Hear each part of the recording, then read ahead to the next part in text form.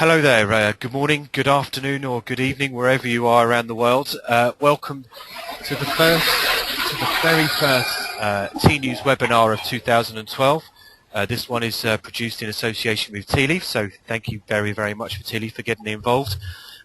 We are looking at multi-channel travel bookers this time round and understanding the challenges that the multi-channel travel world poses. As we've said in our preamble on the piece, the always connected traveller turns to mobile and other devices these days to search and book products.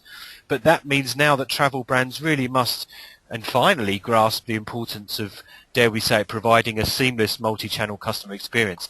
Probably more difficult than it sounds, but over the next hour we're going to try and tackle some of these issues. I mean, effectively the rules have changed. There are so many channels now that travel brands need to be appearing in, engaging in, and allowing search and booking to take place. So how do consumers use devices, especially compared to desktop browsers, for example? I mean, and what opportunities and pitfalls should online travel brands look out for and try and capitalise on? So, as I said, over the next 60 minutes, we've assembled a great panel of experts to talk us through some of this. First of all, we have Graham Jones, who is a great lofty title, this internet psychologist. He's from the UK. Next, we have Dieter Davies, who's the Director of Web Analytics Implementation at Expedia. He's in the US. And we also have Geoff Galat, who's the Vice President for Worldwide Marketing at Tealeaf. So, as I say, these three guys will be talking us through some of these particular issues. As always with the Tnooz webinar, we are recording the entire thing, and also the deck will be made available with the recording within the next 24 hours on tnooz.com. So, a couple of other functions just to make you all aware of. We will be having a Q&A at the end. For those of you that haven't been on one of these webinars before, we have a great system here. So, if you have a question for any of our panelists, please use the question function on the right-hand side of the module that you can see on your screen. I will then see those questions. And when we get to the Q&A, I will be teeing some of those questions up for our panel. What we will do, if we don't have a chance to ask all those questions, we'll get some of them together and we'll try and feed back some answers to you after the webinar date. That's something that we do like to try and provide. Also, we have a series of polls that will be taking place during the webinar. So these are very simple. You can press the buttons on the screen in order to do this. So a little test one just to kind of gauge some the whereabouts of many of you. So if my colleague Jean will put the first poll up, and if you'd just like to take part. Simple question. Where are you located? Are you EMEA? Are you North America? Are you Central and South America? Or are you Asia Pacific? And if you would like to submit your answer now. It's great to see lots of people voting there. Just give that a few seconds until we get to the end. Almost all of you have voted. Jean, if you'd like to put up the results. Those results are as follows. So just over half of you are in North America. Just under half of you are in Europe, Middle East, Asia. Africa. Central and South America, just 1%, and just 1% of you in Asia Pacific. No huge surprise there, given that it is mid to late evening. So thank you very much. Right, so I guess without further ado, we've done the introductions. I'm going to hand over to Graham Jones, who I said is the internet psychologist. I was talking to him just before we started, and I did say that I would have to take him to task slightly. He does have a great blog on his own website, and he did on Sunday write a post which was talking about how the name Kevin was one of the least popular names in social media in terms of attracting new followers. So thanks ever so much for that, Graham. I don't know if you want to explain that little piece before you get going, but the floor is now yours, Graham. Take us through your kind of take on the multi-channel travel bookers. Okay. What I didn't do in that blog post, of course, is say where Graham fits in the popularity of things. I'll leave people to work that out for themselves. I'm a psychologist, and I look at the way people use technology and the internet and all these kind of different channels that we're facing at the moment. And I think the only thing that people have got competitively nowadays is psychology, because everything's been done in terms of competing with other businesses. There's very little you can do other than specialise and really get into the brains of of the target audience that you're trying to get to. So I think psychology is going to take on huge importance in terms of gaining connection with people. So if we look at the next slide, I think that one of the key things that's fairly obvious, we're all different. You're different to me, you're different to another person listening to this webinar, we're all different. The problem is that actually we don't like differences. It's really difficult for us as human beings to deal with so many differences. We like to categorize people. Imagine, for instance, that you had to try and remember every single table or chair that you'd ever met in your entire life. You'd have to store so much data in your brain, it would be impossible. And every time you met a new design for a table or chair, you'd find it really difficult to work out what it was because it doesn't look like any of the previous ones. So what we do is we categorize things. We categorize things into groups, and we do exactly the same with people. And there are probably lots of different ways we can categorize people. But there's one way that psychologists use, and we look at a degree of what's called extroversion and introversion. How much do you depend upon yourself and how much do you depend upon other people? There is a biological difference between these two kinds of personality types, and that biological difference is to do with a little bit of your brain called the reticular activation system, which means that it's the kind of telephone exchange for your brain. And extroverts have a reticular activation system which doesn't fire on all cylinders, as it were. So it needs lots of stimulation to get it going, to get their brains functioning. So consequently, extroverts are people who look for loads and loads of stimulation.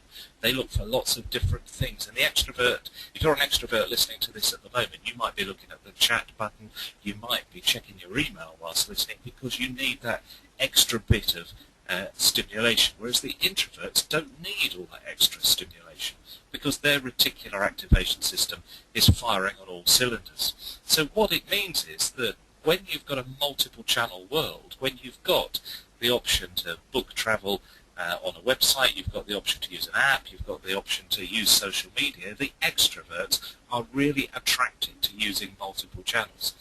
The problem for the travel industry is that extroverts also like different kinds of holidays. They like different kinds of travel experience because they are extroverts. So it means what they're looking for is a really kind of different take on these things than somebody who's more introverted, who's perfectly happy with an old-fashioned print kind of publication.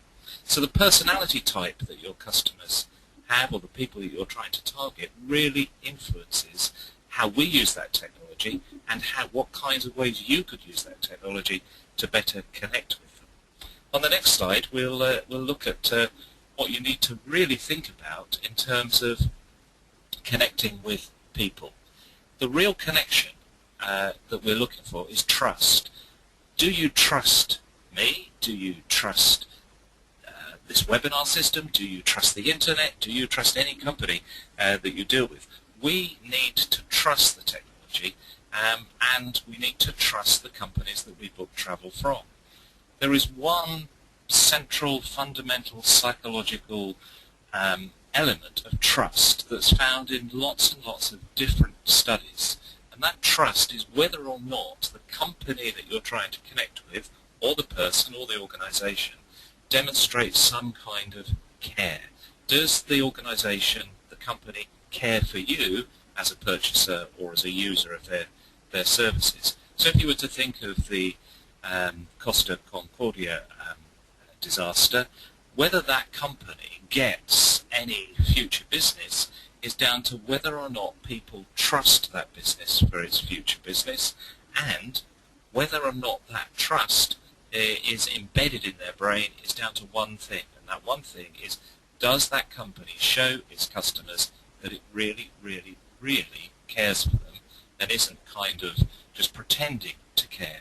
So one of the things that's important in a multi-channel world is that you've got to fairly quickly show that you care for the people using those different channels. And you've also got to care for the individual who's using all of the channels, often simultaneously. So caring for your audience, caring for your target market is becoming absolutely fundamental in making that connection with people's minds. What is it then that you can do that shows them that you really, really do care for them?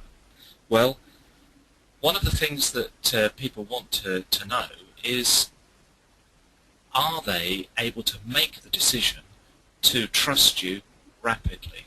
We live in a world where people do move from one channel to the other very quickly, and if you are on one channel but you're not on another, then people think fairly quickly that you don't care for them. So ignoring multiple channels is no longer an option, because you don't know which people are going to be using these unless you've done personality tests with all your audience to find out that they're all introverts and therefore you don't need all these channels. But the problem is that people are using multiple channels. If you're not using multiple channels, people instantly will think you don't care for them because they can't talk to you on Facebook. They can't send you a tweet to ask you a question. They can't book using an app. All of those failings means you're demonstrating lack of care. So that's one thing that's really important in terms of psychological care. The other thing is, what are other people saying about you? Are you actually active in these different channels, and are other people talking about you actively as well? Just having a Facebook presence, for instance, is not good enough. You've got to be active on that Facebook presence all the time, 24 hours a day, 7 days a week. So it presents a massive challenge for business to try and connect with people using these different channels. And there's recent research on when people want you to engage with them in these multiple channels. The research looked at the stock price of the top 100 companies in the United States and discovered that those companies that were engaging in what you call real time, in other words, people were using apps, or they were using contact systems on websites, or they were using email or different kinds of channels to contact with these big businesses. If those companies responded within the hour, their share prices, their stock price, actually increased over the year, whereas the companies who did not engage in real time, all of their share prices went down. So there's not only a reason for connecting with your customers, but there appears to be a connection between what people think about your business and how rapidly you respond. Connecting with their need to be cared for by your business has a direct result on your stock price, it seems. There is another problem though, and that's our attention span. So if we look at the next slide, one of the difficulties that we have these days is that our attention spans are getting very low. The average time it takes somebody to make a decision about a web page as to whether or not they're going to stick with that web page or whether they're going to move to a competing web page, the average time is 0.56 of a second for that decision to be made. And there's lots of things they're looking for on that web page, but one of the things are signals of trust. Can they trust you? We make a decision whether or not to trust something within 100 milliseconds. So you've got to communicate absolutely rapidly. And if people are using multiple channels, unfortunately, that communication of trust and care has got to be instant, absolutely instant. You've only got a second, really, to get your message across that you really care for your audience, because they're not going to sit down and wade through material. They need that reassurance that you are focusing on them and them only because of the reduced attention spans we now have thanks to the multiple channels and technology. And there's one other problem that you have. Because these multiple channels appeal to extroverts, extroverts have even lower attention spans. The reason they have lower attention spans is because they're constantly looking for that stimulation for their brain. So you've not only got attention spans falling generally in society at the moment, but the very people who are going to be using multiple channels have an even shorter attention span, and that means you've got to grab them in fractions of a second. So what can you do? Well, here's a tip on the next slide. The more you narrow your niche, the more you target tiny, tiny fragments of audiences. The more you do that, then the greater your chances of making that instant connection, gaining that trust and showing your audience that you care for them is likely to happen. And so one of the things that we can learn, say, from the likes of Starbucks on Facebook is that instead of just having a Starbucks page, which they do have, of course, they have pages even for simple things like the skinny frappuccino. So all of the skinny frappuccino fans, and there's 8 million of them on Facebook, can go to that one page, that one channel, and they're only dealing with the tiny little bit that they want to deal with. They're not interested in any other aspect of coffee. That's the only aspect they're interested in. So the narrower the channel, the finely tuned to the target, the more likely it is that you're going to really, really connect with the brains of those people, because what you're demonstrating in fractions of a second is this channel is for you, that particular kind of person and that particular kind of customer. It doesn't make managing all this particularly easy, but actually so it is a real challenge, but the multiple channel world means that you've really got to focus on tiny, tiny fragments of audiences. So Kevin, those are my thoughts on the subject. Well, that's absolutely brilliant. That's really, really good stuff. I'm thinking now as we head into the next poll question whether we should have just asked the entire audience, of which it's great there are hundreds of you, just to select whether you are introvert or extrovert, but maybe we missed a trick there. But I mean, thank you very much. My knowledge of many people in the travel industry would suggest that most people are extrovert, but that's probably for another webinar in itself. So anyway, but before we go into Dieter's presentation, we're going to throw up the next poll. If you can just put that up on the screen now, Jean. And what we're asking is, how many selling channels does your business currently use? Is it 1, is it 2 to 3, is it 4 to 5, or is it 6 plus? And if you would all like to select an option there. This is very interesting looking at the results coming in. Almost all of you have voted.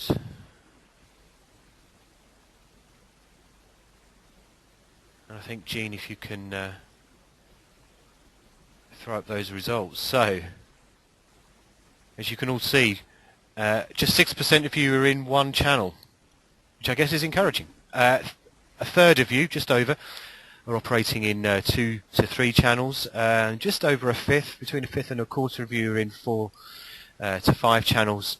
But 4 out of 10 of you are operating in 6 plus channels, which is very interesting, given that it certainly seems like there are more channels than ever, but it's good that so many of you are actually trying to operate in there. So just a quick reminder before we get into Dieter's presentation. You can submit questions direct to me if you use the questions button on the right-hand side. They will come through to me, and we'll get those through to the panel at the end. So please, I imagine there'll be a lot more food for thought now once we get into some of the nitty-gritty of how this kind of applies to the industry itself. So without further ado, let me introduce Dieter Davis. He's the Director of Web Analytics Implementation at Expedia Inc. in the US. Dieter, the floor is yours. You've got 10-15 minutes to tell us what you've been learning about this from an Expedia's perspective. Thank you, Kevin. I work on web analytics implementation with Expedia and the Expedia worldwide branded points of sale. As such, we see, track all the various ways our customers engage with Expedia, including the many channels as they occur, which can be entertaining to say the least, to try and track all of these new things and understand them as our customers engage with them. Technology is changing. 10 years ago, 2002, .com, there was a website, usually .com for most people in the US. Other people would reach out to these .coms from across the world and engage with your website. It was the main method of online transactions. Previously, of course, and still a standby, is the call center. People would call in. All of our complex questions, cancellations, adjustments would be made through the phone. 10 years later, how many channels do we actually have? It's no longer just .com, .co.uk, .fr, .co.nz, .com.sg, .com.hk. We literally have to keep almost a Rosetta Stone of what all of these abbreviations mean for all the different domains. You still have your standby, you still have a call center. But even this is evolving to using new technologies like ICRS or intelligent call routing systems. All the different devices and ways that customers can engage, phone, tablet, different operating systems, Android, Apple, all the different ways a customer can talk at you, can talk with you, can talk about you. Facebook, Twitter, Google+, MySpace, all of these different areas, they're posting information about you in ways that you can or possibly cannot engage. Customers themselves are challenged trying to learn all of these ever-changing channels. I know I can't even keep track of all the different ways. What's the current way what are your friends using? What should I use? I don't have time to use it. I may check 1 or 2 websites, but what are the majority of all your customers using? What's hot? What can they actually put their picture of their funny cat on? Next slide, please. Social. So the biggest traveler challenge here is new channels are evolving so fast. Customers themselves, once again, are asking, which one do I use? Can I even reach a company? Are they even on there? Do they have a presence? Or should I just be talking at them and hoping someone responds? Or maybe I'm just talking with other people in my social space. Are they actually responding? And as Graham actually mentioned, are they responding quickly? Are they responding in real time, today, within 10 minutes? Can I get an answer? Where do I even go? Mobile web, this is your actual mobile website. m.expedia.com, mobile dot. Do they have a mobile site? If I reach your website, can I find it? And am I automatically redirected to it? Does it work? Does it have the content I need to perform what function? What function do I want to do? Do I want to shop? Do I want to buy? Do I want to check a status, make a cancellation, make a modification? Why doesn't it work? Why doesn't it work on my device? Why does it look funny? And then last, mobile app. Mobile app is huge. This is the gold standard. This is your business in their wallet. Does it have, do you even have one? What is the star rating on the App Store? What do the reviews look like? Does it even look worth it for me to be able to install it? Do I want to actually take up space on my phone, on my actual wallet? Do I want to actually keep updating it? Is the app even on my device, in my mobile store? iOS, Android, phone, tablet. Once again, can I perform the function? Graham mentioned this again, and we've seen it's very, very important. Sure, they can view prices. Sure, they can look at individual things, but customers wanted reviews. Customers wanted to see the actual content of the hotels that they had generated. Otherwise, how can they make a decision on whether or not they can buy? And then there's other more subtle issues like, is it just a wrapper for your mobile site? Customers do notice this difference and do comment on it. But which one do they use? How are they engaging with you on all of these different channels? Next slide. The second traveler challenge is travel is social and mobile. You may not need to be traveling somewhere or somewhere out in mobile and buy a shoe, but travel by its nature is social and it is mobile. People are passionate about travel. They want to share their different aspects. And there are so many different things about our business in general that call to using these different platforms and these different channels. Travel notifications. Hey, did you know that there's a volcano erupting in Iceland and it's interrupting travel? Did you know there's a hurricane on the way and it may be interrupting different areas of where you're trying to go? Hey, this area may be issued a notification from the government of a travel advisory for your government. These things, bring them to light because you know where the travelers are going, or you know which subset that because of the work you've already done with your marketing groups. Travel price changes. Travel prices are incredibly volatile and change. Prices go up, prices go down. Limited inventory. Actually broadcasting not just deals but actual changes in prices so that the people that are watching for active things can get alerted to them. And then people they will write reviews. They may not be what we think is fully normalized reviews, but they're at the very least, one-line rants or raves about, wow, I just had the best stay at this hotel. It was awesome. The concierge was fantastic. They went out of their way. They put flowers in my room. They treated me like dirt. This place has bed bugs. This airline has the best seats and the best seating. Wow, I got a free upgrade. They mention the keywords with all of this, and they're still valid reviews. And even on some of these platforms, because they are speaking with their own fully qualified name, those reviews are qualified because they are speaking as themselves, as their own identified. Hotels. There's a huge level of urgency and geolocation combination. I am here and I need this now. I can't, all the time you'll search on your map, I need hotels, I need a restaurant, I need Thai food, I need, something like this. With things with fixed location like hotels, incredibly important. I want to see what is near me and what the prices are. What are the comparison? What's available? What I need a room tonight. What can I get? And then obviously the social aspects of sharing the details of your trip. Travel is passion. I want to show where I've been as I am there. Everybody can. I want instant gratification for my friends in my social group. I want to be able to show them where I am from the mountain I'm on, assuming I have an internet connection, or I'll queue it, and as soon as I get an internet connection, it'll upload. But travel is social and mobile. For some businesses, they can be a little bit slower to the game. We have to be faster because it's mandatory. The customers are doing it anyway. The question is, are we there to help them? Are we there to take advantage of it for their benefit? Next slide. So what are the solutions for travel brands? Some of the different buckets for that are listen, learning, and engaging. First one is just listening, passively at the very least. Are you consuming, are you listening to all of these different channels? Are you aware of all the channels that they're even interested in? Should you be listening on Twitter?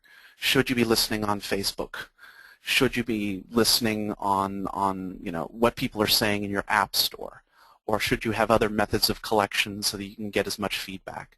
One of the best methods we've seen for getting information is not just relying on apps in the App Store, the reviews, but actually putting a feedback mechanism directly in the app and collecting that as they're using the app. Therefore, it doesn't affect our ratings, and customers can give us immediately their own advice about how this app should be better and what it's missing or what it's great on. Are they engaging in a new way? What are their interests and their current passions? What are they ranting about? What are they raving about? And then learning. Are there products we're missing? Are there things that they're talking about either in that channel or about us that, hey, I wish you could do this, or hey, I wish you had this. Why aren't you selling rail tickets? Why can't I do this on cruise? Why can't I buy a multi-flight that has 6 legs instead of 5? And then just ideas, people ranting or raving about certain things. Yes, they're ranting and raving. This means there's a way for you to create a technology that solves that problem. And then, as I mentioned before, product reviews. Is this hotel fantastic? Is this hotel horrible? Why is this hotel fantastic? Why is this hotel horrible? Why is this airline awesome? All of this information, and this is hugely valuable if you're an online travel agency or if you're an actual individual seller of a travel product. This is huge because this is actionable. This actually tells you people are ranting positively or negatively about some aspect you can change about your business. And then process issues. Are you having issues with your website? Are you having issues with customer service or marketing or advertising? What needs to be adjusted? What should you spread wider beyond a single channel? People are talking about a commercial, about trouble with customer service. Then the last part, engaging. Actually make it so. Take these learnings and start to how to actually work with them. Use consistent messaging. Have a common way of engaging with customers. Once again, there's almost an SLA of respond quickly.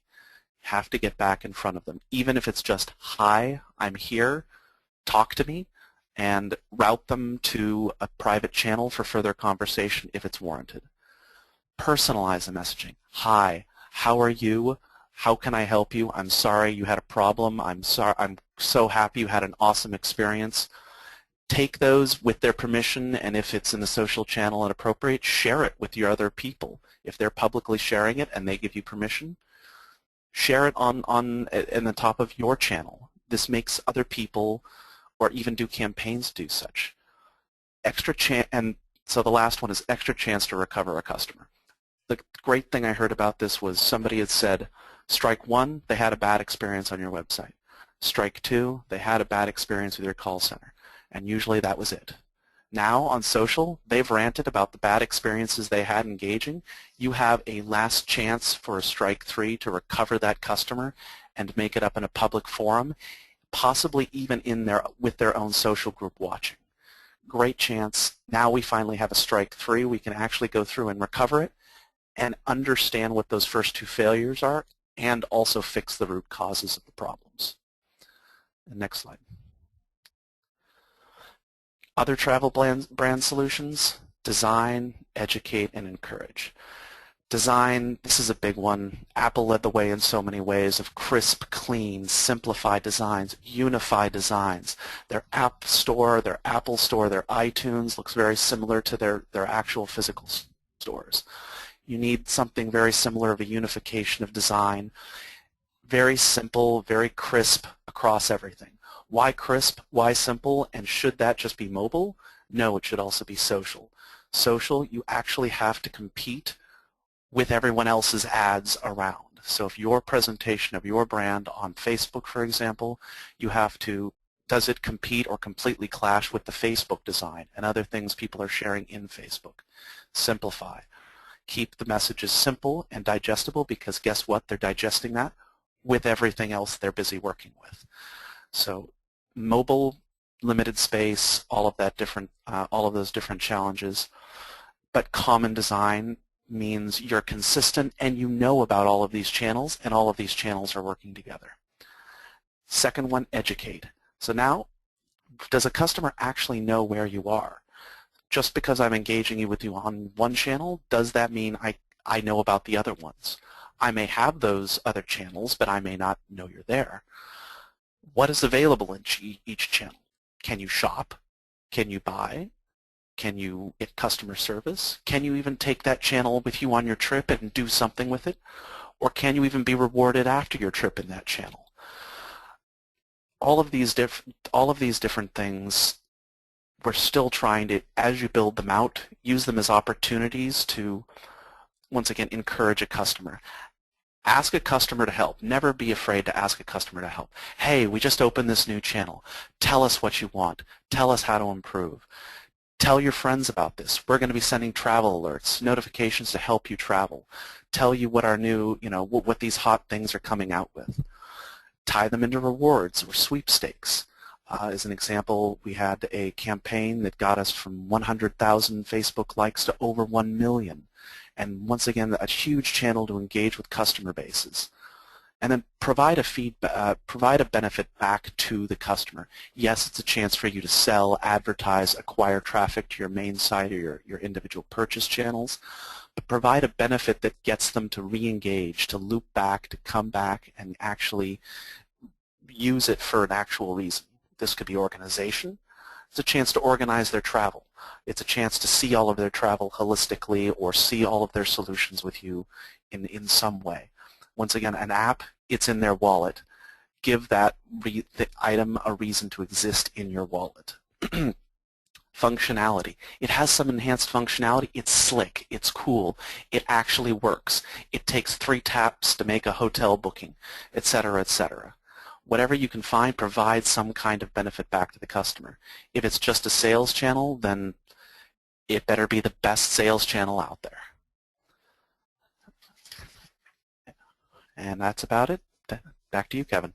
Okay, thank you very, very much. Some great kind of tips there and thinking, and I'm very pleased that you've been able to share that with us this afternoon. So, starting to get some questions come in, so thank you very much for those that have. Just a reminder, you can submit a question just by using the question button on your right-hand side, and we'll get to those after Geoff's presentation. So, without further ado, we're going to do the final poll question here. And this will make sense a little bit more once we get into Geoff's presentation. So, how much are you typically spending on getting customers to your site? So I guess this is like a cost per acquisition question.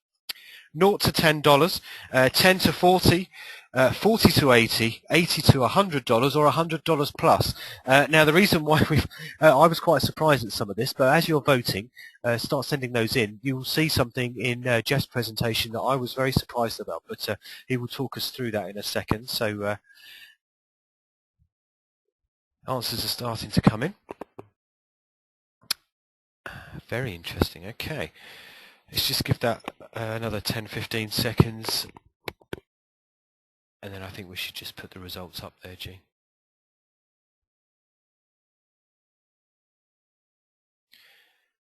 Okay, so 0 to $10 was 37% of you, 10 to 40 was a quarter, 40 to $80 is 12%, 80 to $100 is 7%, and $100 plus, that was 18% of you, 1 in 5. So thank you very much. That is the last poll for this particular webinar. So without further ado, I'm going to hand over to Geoff Galat. As I said earlier, he's the Vice President for Worldwide Marketing at Tealeaf, and he's going to give us a little bit more context in all of this before we get through to the Q&A in about 10-12 minutes or so.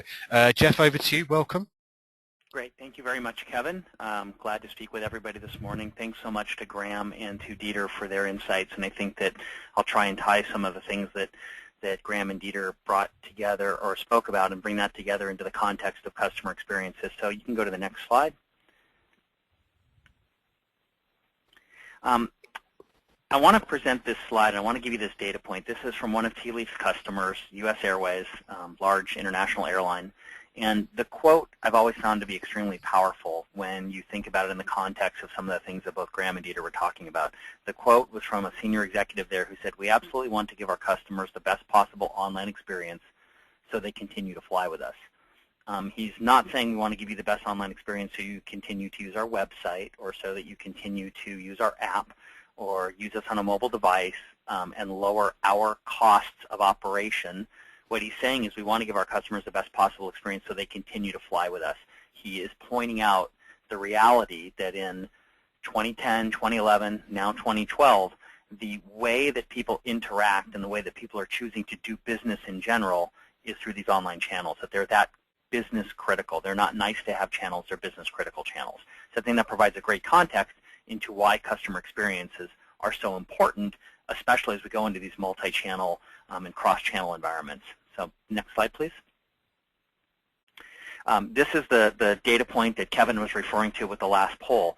And it's interesting if you now think about this and scale the numbers that you put into the poll question across how many customers you are trying to acquire.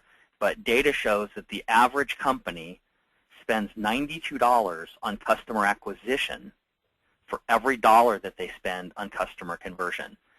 And this is historically stayed the same, and it's the reality that, since the days we first started doing massive demand creation for the web, where we were driving traffic in, doing all sorts of advertising, click-through advertising, search word optimization, all the various things we might do to drive people inbound. But if you aggregated up all the spend that companies are spending to drive traffic in and then compare it to the amount of money that they're spending on converting that traffic, there's a pretty big disparity. And, obviously we all need to continue to drive traffic in. I think that one of the things that was very interesting in Graham's presentation was the concept of being extremely targeted, focusing on the people with the greatest success. And one of the things you see here is a giant funnel where we spend a lot of money to put in people at the top. And as we all know, typical online conversion rates are anywhere from 3 to 5%. And some of you have, your mileage may vary. You may have less than that. Some of you may have significantly more than that in a conversion rate, but on average across the industry it's anywhere between 3 and 5%. And so there's so much focus on driving traffic in at the top end, but not as much focus on making sure that when those people are actually into your funnel trying to get through their sales processes with you, that they can be successful, that you're equipping them to have the best, most optimal experience. So we go to the next slide. Dieter pointed this out very strongly, and I think the reality is when you compare this back to some of the points that Graham was making early on, Graham was talking about how the extroverted people, they're multitasking, they have a short attention span, they're probably more vocal than the introverted person. Vocal is a good thing and a bad thing. I think as Dieter just showed, vocal can be a great way. Your customers will tell you things, and you can listen to your customers, and you can make optimizations and changes to the way your site operates, your app operates, the way your business operates as a result of customer feedback. They also can say very dangerous things. There could be a person who has a bad experience with you, and it may not even be something that is necessarily your fault, but they had a bad experience and they tweet about this. It goes to their network of people. Their network of people retweet this, and suddenly what might be a minor issue that really was user error could end up being blowing back and having the name of your brand associated with it. It's very easy to share these things. I think the point that Dieter made about travel being mobile and social, so now you not only have the ability to give feedback, and you have the ability to give feedback in 140 characters or less in most cases, and you have the ability to do that from this little kiosk you're carrying in your hand. And that is a powerful thing that you can take advantage. It's also a bit of a dangerous thing for your company. And there's a premium on making sure that you are listening and are finding ways to mitigate those risks. The better experiences you can deliver, the more frequently you deliver good experiences, the fewer people will be tweeting negatively about you and the less of an impact on your brand. When people do tweet negatively, however, to the point Dieter made, listen to them. Actively engage with them if you can, but there are great learnings that can be learned. And I think one of the big dynamics that we all face and where multi-channel has changed to a certain degree is it used to be. In Dieter's first slide, he showed that at one point the way people interacted was via the web or via phone. And if you think about it, if somebody was having a web issue and they had a struggle, they would pick up the phone and contact the call center likely. Now you've got these other dynamics that are in place where the reality is that people are probably more likely to share that issue with everybody else than share it with you. So they're going to tell all their friends, either virtually or physically, about these problems and these issues, and it gets blown out of proportion as opposed to the previous world where they picked up the phone and they called you and it was contained to a conversation between you and them. That dynamic has all changed dramatically. So there is a very important aspect of making sure you can deliver good customer experiences contextually around the concept of how people have become so empowered now to share their experiences, good and bad. And I think, I would ask Graham, to jump in at some point if he disagrees. I think that the human nature is the likelihood is that people are more likely to share negative experiences than positive experiences for the most part, especially when it comes to dealing with vendors or people that they're asking for services versus something in their personal life. You can go to the next slide. So obviously, I think what I've pointed there is that focusing on customer experience is a powerful way to beat your competition. The reality is you can focus on it and deliver more optimal customer experiences. If you can allocate more resources and more dollars to making sure people are successfully able to convert, perhaps more than your competition is spending, you will have a higher conversion percentage. If you're listening to your customers and making optimizations based upon what they're telling you or what you're learning from them, then you can also beat your competition in that way. And the reality is, and let's face it, in any form of an internet business, your competition is simply a click away. For most of us, there are other people who are selling largely the same goods and services that we're selling. In the travel industry, that's even more extreme, right? I can go to multiple travel portals and buy most of the same products I can from Expedia. I can go to multiple airline sites directly and buy and look at other flights. So the challenge is you're spending a lot of money to drive traffic, you're spending a lot of money to build a brand, and you want to keep those people within your brand, and you want them to have positive experiences, so their first choice is to come back to you. The cost of acquisition of that first customer becomes mitigated dramatically the second time they come back. It's always less expensive to retain an existing customer than to drive a new customer. And so, if your first choice is Expedia and you have a great experience, you're far more likely to go to Expedia the next time you're looking to book travel rather than to go to some other site. So focusing on this is a very big competitive differentiation and a way of actually generating incremental revenue in a dramatic way. You move on to the next slide. So one of the things I would challenge everybody in the audience to think about is, a couple of key questions. The first one is, how do you prioritize acquisition versus conversion? Is the ratio, the average ratio of 92:1 that I talked about earlier, the right ratio? It may be that you say we can't afford to not do the demand creation because we need to fill the funnel. But I think you would hear examples and see examples, and we have plenty of case study examples of people who have not had to increase or decrease the amount of demand creation activity they do, but are finding a lot of incremental revenue at the bottom end of the funnel by focusing on conversion, by allocating resources, bodies, and tools and technology at the bottom end of the funnel to make that a much more efficient spend. I think the second one is, do you measure customer satisfaction? Are you looking at things like NPS scores? Are you looking at rankings? Are you caring about the overall brand perspective of you, and then looking at the granular piece of what does the web, mobile, and the integrated combination of web, mobile, contact center, what is the impact of those things on your overall customer satisfaction? Because sometimes, especially if you're a multi-channel business that has a bricks and mortar operation, if you're an actual provider of travel services, the customer satisfaction may be ranked, if you're an airline, much more on flight efficiency, on flight attendant capabilities, on routes, on fares. It may be less about how well did our website work, was our mobile app good, what was our contact center, but there is a component of it that is very impacted by that, and it's certainly a growing component as this is becoming the most critical way to do business. And then the third one here is, do you have a customer listening program? And the customer listening program can be, as Dieter described, adding in listening capabilities right into your app, for example, or putting them onto the pages of your website so people can give you directed feedback. Or is it follow-ons with other pieces? I will give you an example. I actually am a very frequent traveler, and last week I flew to San Francisco. I actually used Expedia to book a hotel room. I ended up at a very nice hotel in San Francisco, but I had a bad experience. The part of the hotel I was in had a bit of an odor to it. My room was not organized well. The city was pretty much sold out last week because of a big event. I didn't have the opportunity to really switch, and the hotel was sold out. They couldn't move me to another room.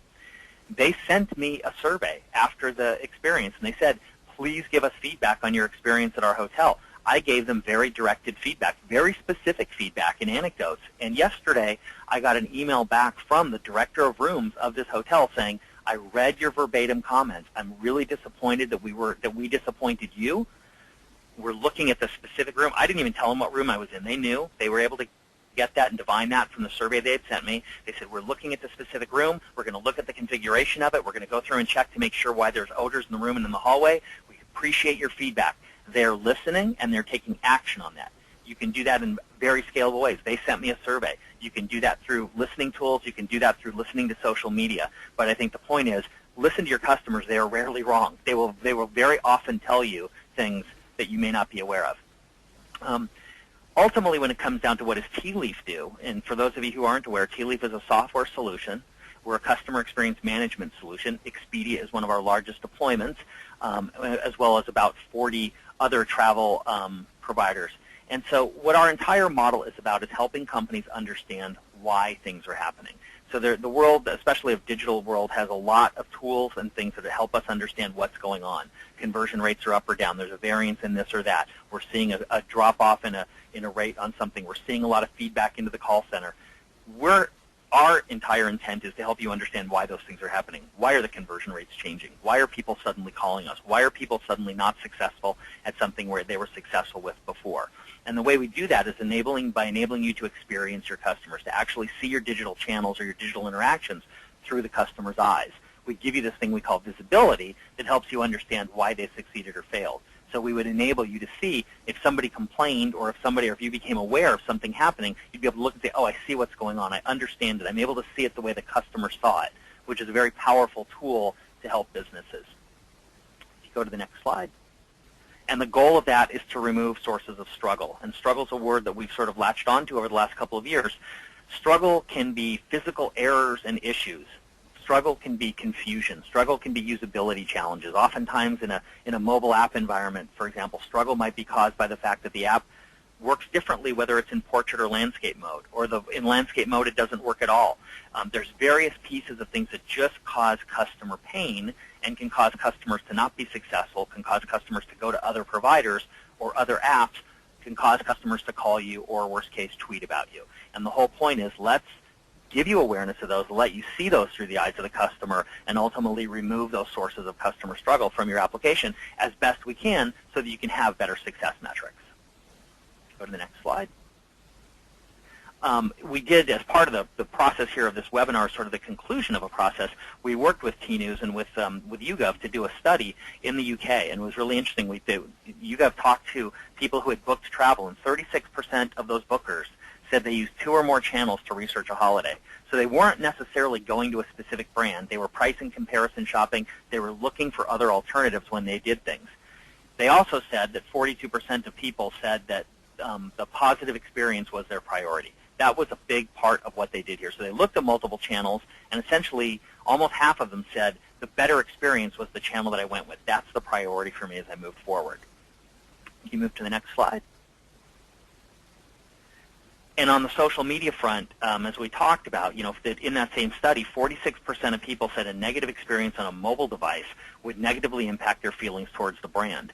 And if you think about that, they're not saying that a negative experience impacts their feelings towards using that mobile device again. It's their experience toward the brand. I think that even though mobile is a very new thing over the last couple of years, it has become so embedded into the fabric of how we operate, and the expectations are so high. Dieter touched on Apple. Apple makes things look so easy in their commercials and other things to buy and do anything on an iPhone that people's expectations are that everything is 1 or 2 clicks away. And what most consumers don't see is a little disclaimer that comes up at the bottom of the ad that says the sequences have been shortened for television. But in their mind, I'm 1 or 2 clicks to being able to do anything. And if your app or your mobile experience doesn't let me do that in 1 or 2 clicks the way I think it ought to work, that can have an impact on your brand, not just on the adoption of your particular application. Go on. So ultimately, another one of our travel industry customers, Vegas.com, which is a destination portal in Vegas, this quote is very critical. To the point that I was just making, mobile is not nice to have. It very, very rapidly became must-have. And as Dieter pointed out, travel is mobile and social. And as Vegas says here, doing mobile, doing it well, is no longer a nice-to-have offering. It's absolutely critical. And you have to do it right. Those App Store rankings are critical. The usability of the application or the site, if you have a mobile site only, is absolutely critical because people can very easily switch away. There's a huge cost of not doing it right. Next slide. So I believe that's it. And so at that point, I'm going to turn it back to Kevin.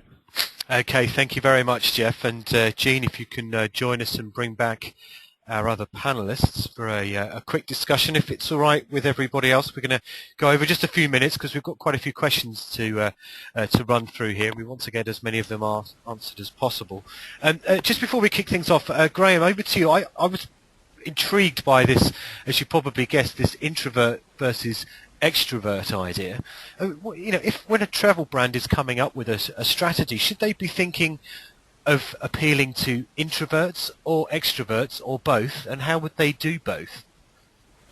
Well, they will need to appeal to all of their target market. So, if they're looking for people who go, middle-aged people who go skiing, that's their target market, say. But within that group, you will have both introverts and extroverts. And there are other aspects of personality profiles that means that connecting with those people is really, really difficult to do in the short space of time that you have. In the pre-internet days, actually it was easy to do because what you had was travel agents who sat down with these people and determined what kind of personality they were by talking to them, asking them questions, and spending 15 or 20 minutes with them going through various options so they could get a clear idea of what kind of person they were dealing with. You don't have that luxury anymore. All you've got is a second. So you've got to understand your personalities in order to make that connection. Yeah, sure. Okay. Just a reminder for anybody that does have to jump off that we are recording the entire thing. So anybody that wants to listen to the Q&A can check on tnews.com in the next day or so once we get the whole thing loaded up. And some specific questions that have come in then. So I think this one's aimed at you particularly, Dieter. This is from a gentleman called Brian Bunyan. He says, are consistent messaging and personalise not contradictory? I believe that was something that you were talking about in your presentation there. Yes, so consistent messaging can be common ways you engage with the customer. It can be having consistent policies for how you engage. But as far as personalization, it's I'm talking to you. And a lot what Graham was just saying of gathering you're having a conversation with a person with an eye to the audience. So there are in social conversations, you do have to keep an eye on. You're talking with literally their entire social group probably watching, or your entire, your own social group as far as your brand is concerned watching. So it's you need that consistency of how you engage with someone and how fast you engage with someone, possibly even using consistent and understandable terms, and you got to be careful about going into travel code speak like code sharing and stuff like that. So that happens in every industry. So you have to keep it high level, but as Graham said, you're having that conversation with someone of gathering that person's information and then if necessary taking it offline or taking it to a private channel so that customer has, it also shows you're showing that respect for their privacy and their which is a big topic on the internet as well.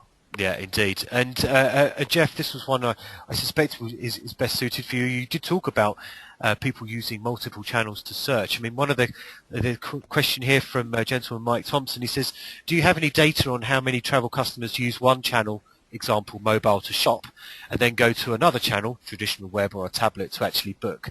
He says he thinks there's a gap right now on how customers use multiple devices and channels in shopping and then booking. Yeah, I don't know if Dieter might have any data that he can share. I haven't seen anything specific, but I would say that I think Mike's perception is probably accurate, that a lot of people, what I've heard from our customers at least is there are more people who are doing research and other things on their device and potentially booking other ways, although it is shifting. Most companies that I've talked to they're surprised at the volume of people that are actually transacting with them on devices. And I have seen some recent stuff where people have been talking about, and I think this may have come from Forrester, where they were saying that that there's a much higher frequency of people actually completing purchases on iPads than there are on iPhones, for example. But I think that may have to do with form factor and a richer web experience if you're not using a specific app. But I believe that's a perception, although I do think it is shifting dramatically. I think that and I think it probably depends regionally as well. I think that people in the States are tending to adopt mobile transactional commerce faster than people in Europe are, for example. But I do think that today it's probably an accurate statement that there are people who are starting, or you might be researching in one place and purchasing on another. Sure, that's quite interesting. And when we post the video to the webinar up on the site, I'll link to a story that we did earlier this week, which was around some data that Kayak provided us with, which was showing that people that use iPhones behave in a slightly different way than people that use Android devices, as an example. So we'll make sure we put a link to that story on there. Gene, I understand you've got a question for us? Yes, a question for Dieter. You folks at Expedia are well known for your web analytics and analytics within your transaction engines. Can you explain how you think about the different channels as funnels, just at a top level? Do you have a set of analytics that you track within each funnel, or do you think of all of the channels as a portfolio that all roll up into a set of funnel analytics? How do you think about this? I'm sure we're confusing a lot of folks out in the marketplace. I'm just trying to get some hard data here on the way you're looking inside each of those funnels. Sure. I would say the first thing is don't always look at it as a funnel. That's forcing a specific your brand's view or your own company's view as to what you think a customer would do. You have to do that obviously to solve certain business problems of I want transactions, or I want leads, or I want some goal. But so to answer your question, first thing is there's so much data in travel, both in the behavior of what the customer is doing and in travel what travel is doing.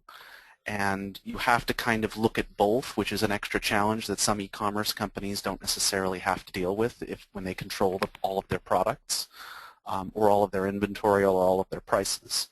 So it's trying to get all of that into some way, into some aggregate. You need to always be able to slice it down so individual business units can accomplish their goals.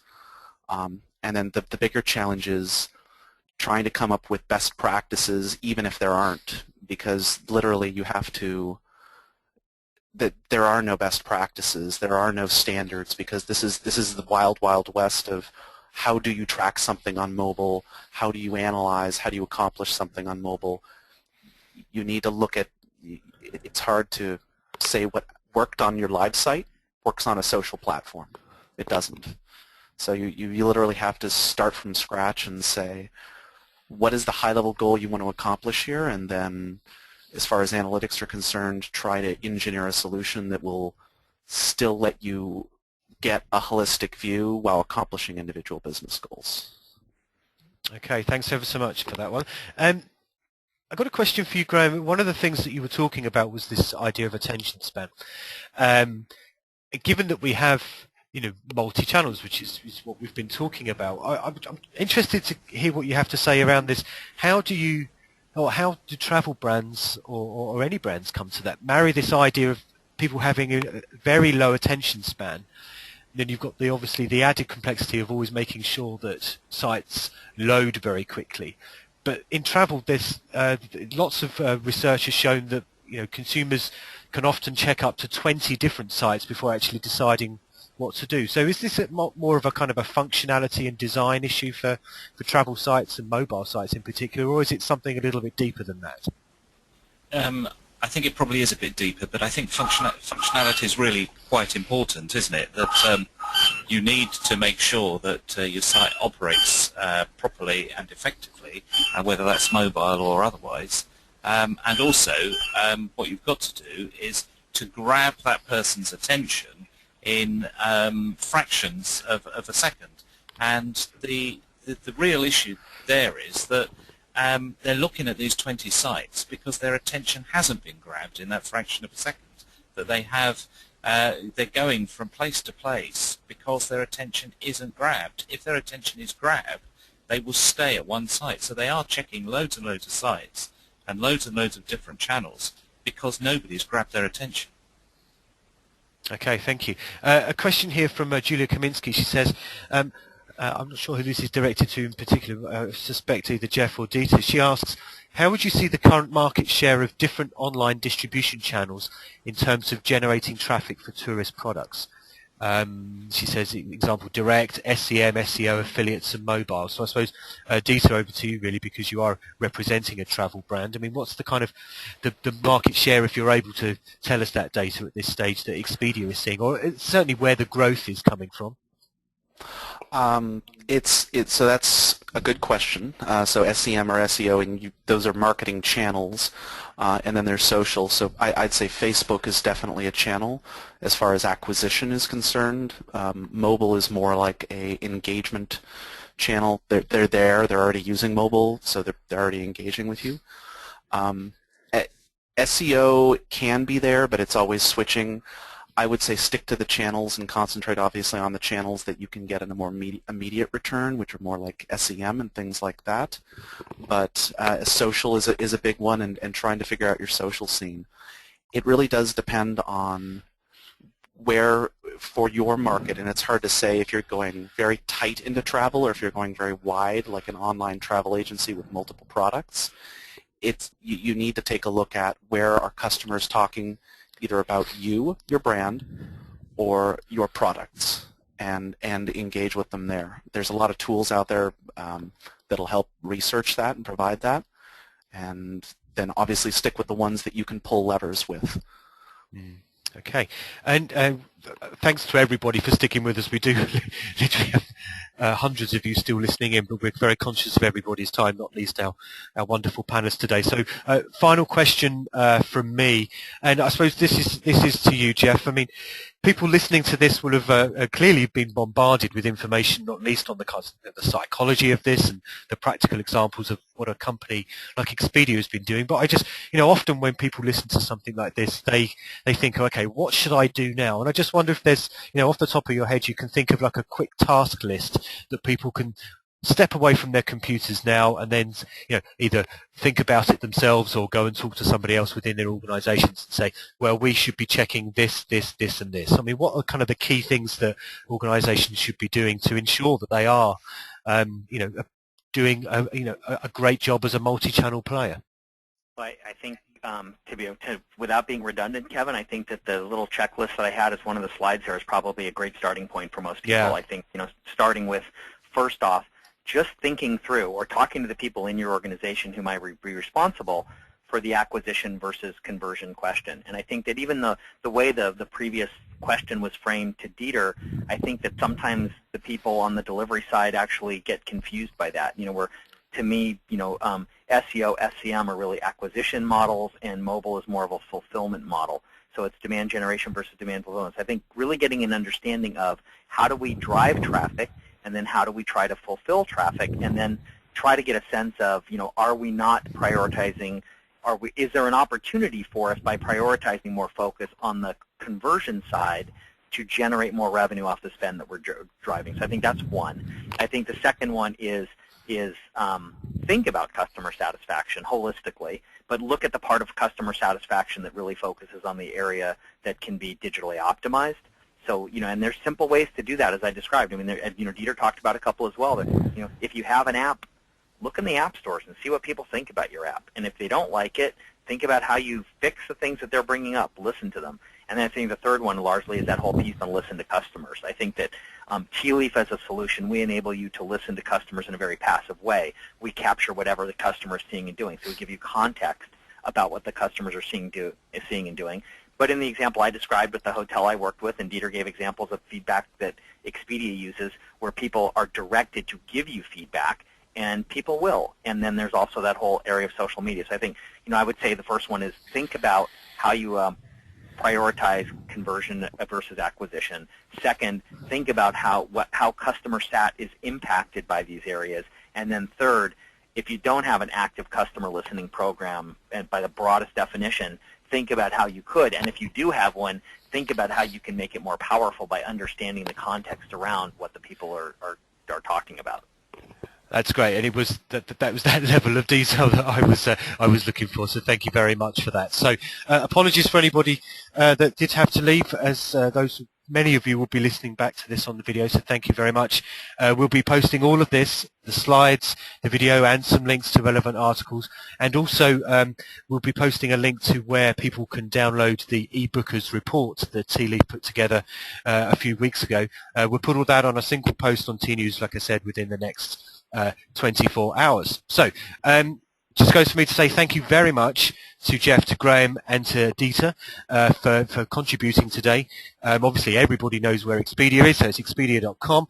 If you want to hear more about what Graham Jones has been talking about, he's at grahamjones.co.uk, and Tealeaf can be found very easily enough at tealeaf.com. So thank you very much to our panelists. Thank you very, very much to Tealeaf for supporting this event, and thank you everybody for listening, and we'll look forward to hearing from you soon. Thank you.